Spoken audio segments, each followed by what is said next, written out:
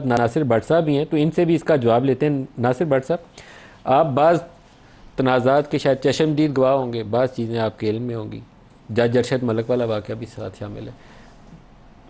नवाज शरीफ साहब नाम लेकर जनरल फैज़ के ऊपर और जनरल बाजवा के ऊपर इल्ज़ाम लगाते थे कि आपने ये सारा कुछ किया।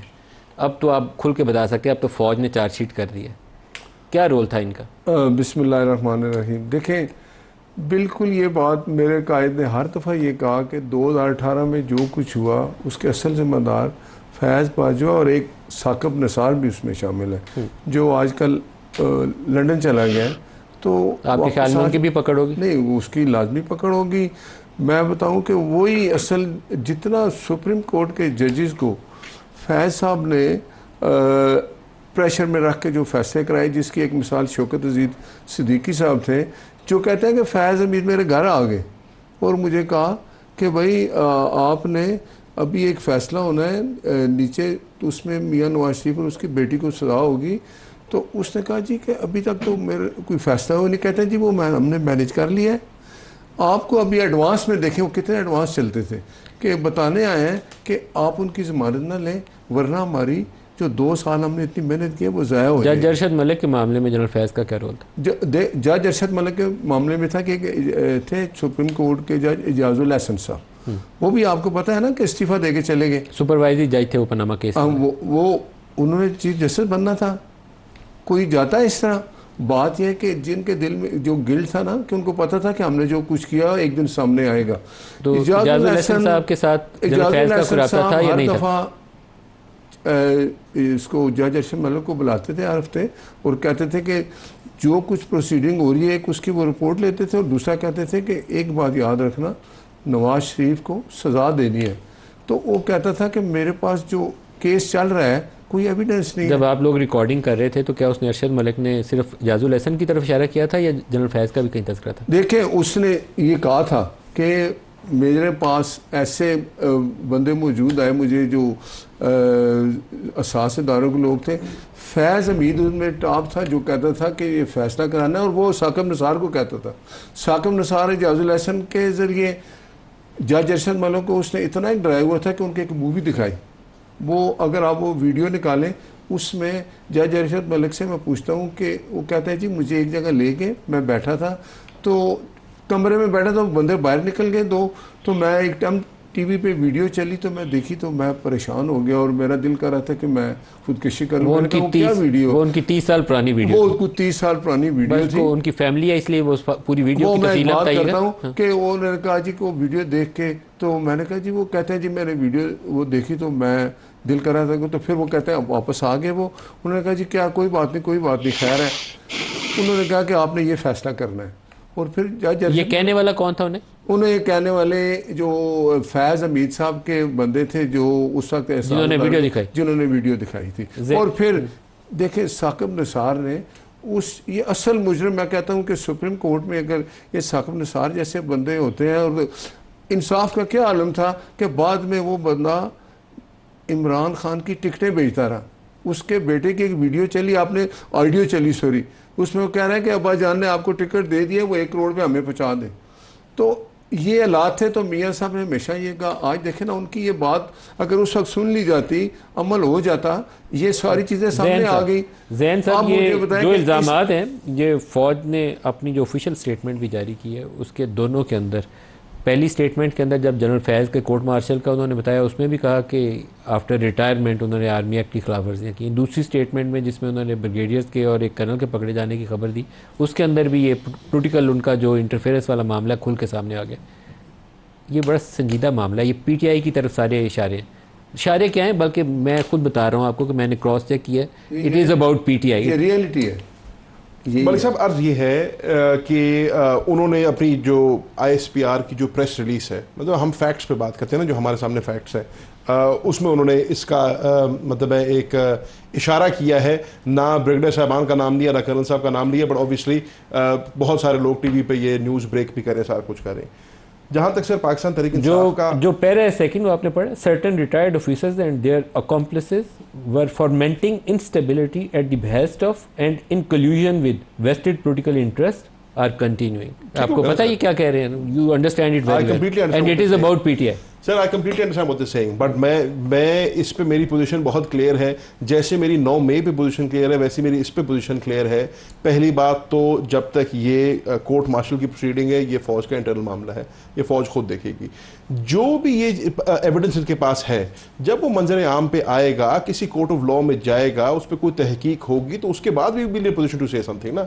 मैं अभी कोई बात करके अपने आप को बिल वास्ता या बिला वास्ता क्यों इंप्लीकेट किसी चीज में कर लूं? As far as we know and as far as I am concerned, 9 मई का इल्जाम है।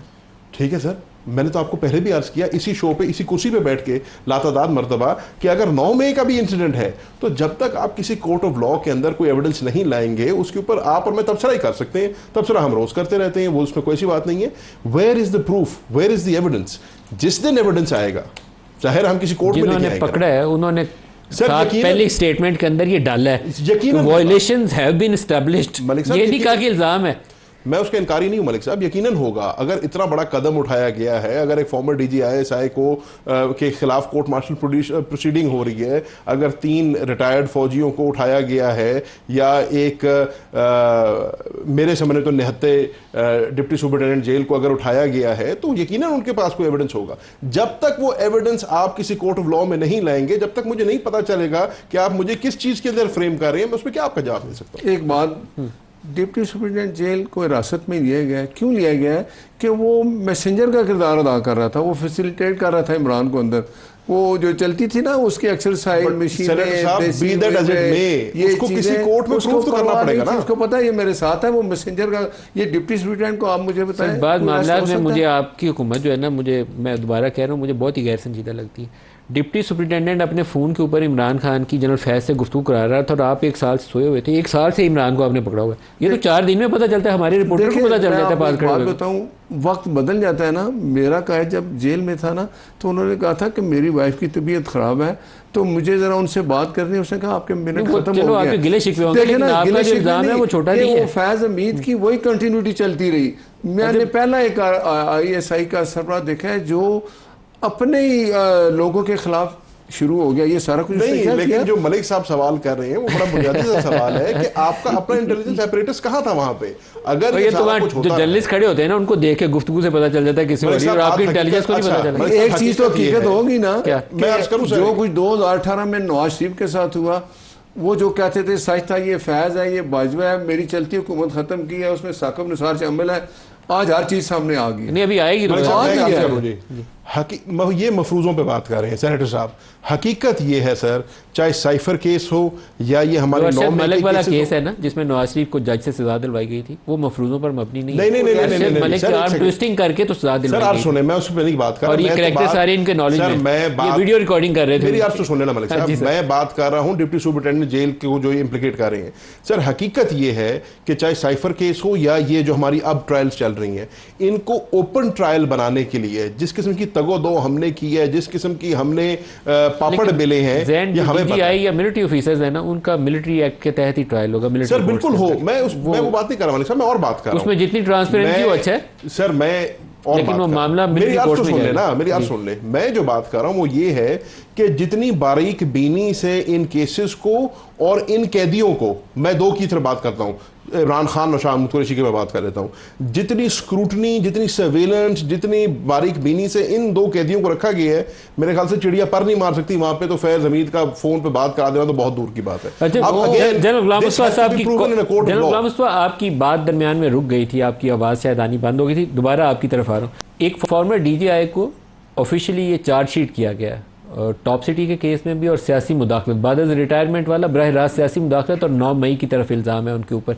मैं आपको किसी इबाम की बिना पे नहीं कह रहा, बरह रास्त बता रहा हूँ अपनी इंफॉर्मेशन की बुनियाद के ऊपर। ये बहुत संजीदा इल्ज़ाम है और इसकी आउटकम भी शायद पाकिस्तान की सियासत का भी और फ़ौज के इंस्टीट्यूशनल स्ट्रक्चर के अंदर, अगर कोई फॉर्मर DGI इतनी बड़ी मुदाखलत कर सकता है कि आर्मी चीफ के ख़िलाफ़ एक मूव प्लान कर सकता है, तो उसका भी एक रुख मुतय्यन करेगी सज़ा और जज़ा का। आपको क्या नज़र आता है? देखिए, एक तो बड़ा वाज़ेह है कि इस पूरे केस में जो भी इन्वॉल्व है, चाहे वो 9 मई का सिलसिला है या दूसरे जो सियासी मामलात में मुदाखलत का सिलसिला है, इनको अंजाम तक पहुँचाना बहुत ज़्यादा ज़रूरी है, फ़ौज के लिए भी, पाकिस्तान के लिए भी। और इसमें जो पॉलिटिकल लीडरशिप भी जो इससे मुलव्वस रही है जिस किसी न किसी तरीके से, उनका भी मुहासबा होना चाहिए। क्योंकि मैं सेनेट साहब तशरीफ रखते हैं, नून लीग के जैसे वज़ीर दफ़ा है, उनके बयान भी आप गौर कीजिए, वो भी कोई ज़्यादा अच्छा काम नहीं कर रहे। मेरा ख्याल है उनको भी थोड़ी अक्लमंदी का मुजाहरा करना चाहिए। उन्होंने भी बहुत ऐसे बयान दिए हैं जिन पे उनकी भी पकड़ थोड़ी बनती है। फौज के पूरे जो सिस्टम है उस पर उंगली खड़ी कर दी है कि मैं शायद ज़ाती तौर पे गवाह हूँ, मैं से फास तो मुझे याद नहीं पूरी तरीके से कि जनरल बाजवा को और फैज़ हमीद साहब को प्रमोट कराने में उनके ससुर का बहुत बड़ा हाथ था। पूरे पाकिस्तान के फौज के पूरे स्ट्रक्चर पे उंगली खड़ी कर दी है। ये कोई इतनी ठीक या लेकिन इतनी कोई सादा सी बात नहीं आपको है। आज से पहले ये बात पता नहीं थी पाकिस्तान में ये पिछले चंद सालों में जिस तरीके से ये ख्वाजा आसिफ की और नवाज शरीफ के बहुत करीब तरीन लोगों की जनरल बाजवा की अपॉइंटमेंट से पहले ये मुलाकातें शुरू हुई थी। मैं as a journalist on air आपको बता सकता हूँ ये बात ज़िम्मेदारी के साथ। मैं इनके 2-3 लोगों को कहा कि आपने पहले जनरल मुशर्रफ के मामले में जो कुछ भुगता हुआ है, आप ये जो मीटिंग कर रहे हैं ना उनके ससुर के साथ, और ये ना करें, अपॉइंटमेंट से पहले हो रही थी। तो आप जो मेरिट के ऊपर बंदा आता है, वो जनरल बाजवा आता है या कोई और आता है, आप उसको लगाएं, आप इस खेल में ना पड़े। ये यकीन ध्यान में मत लें पहले से। ये मैं आपको जिम्मेदारी से बता रहा हूँ, ये मीटिंग्स हो रही थी, ये ख्याल राय नहीं है किसी की। वो कर रहे थे, अगर वायलेशन है तो आपको जो भी सजा और जजा है उसके ऊपर काम करना चाहिए।